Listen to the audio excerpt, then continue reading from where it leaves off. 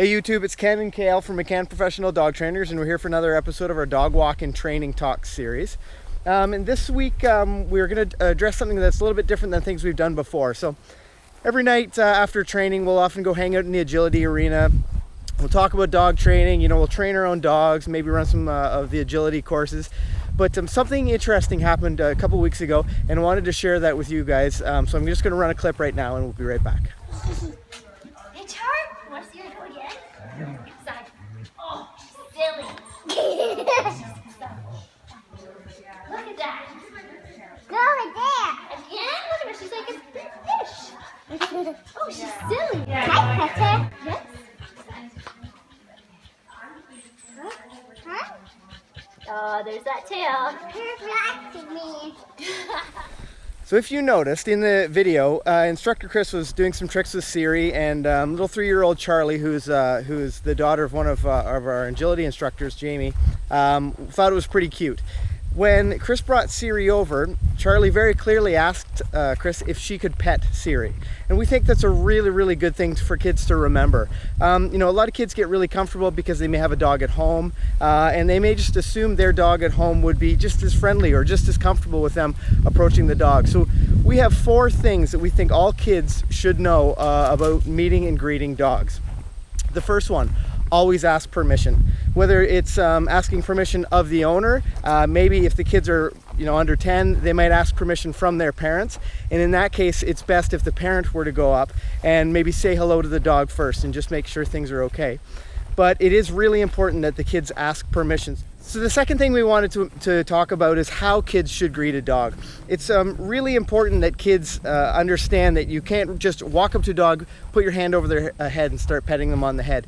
The safest thing for a kid to do is approach a dog, maybe offer them the back of their hand below the plane of the dog's nose, and again, never standing over top of the dog, but maybe approach from the side and petting the dog on its side, just to sort of have the safest way. Remember, a really wiggly dog can quickly become a biting dog because they get really stimulated. Some dogs get really excited by kids and the giggling and all the high-pitched sounds.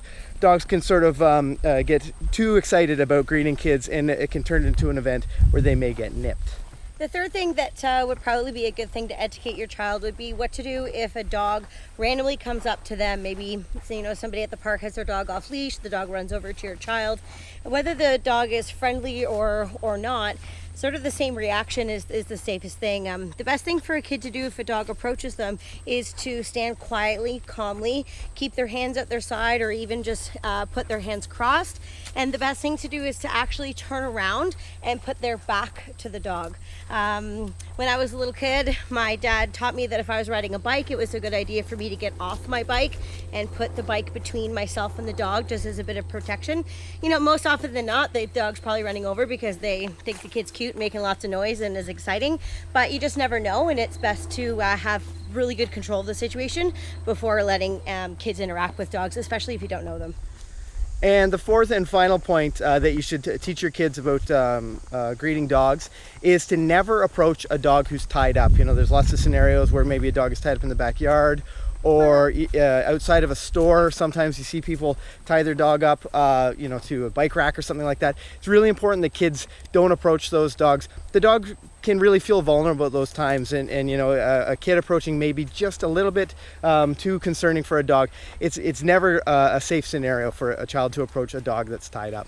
I think the dogs sort of get put in a bit of a situation where they go into either fight or flight as well. Dogs often will do that if they feel cornered, and it's just not fair to put dogs in that situation, so we try to avoid it if we can. Yeah, absolutely.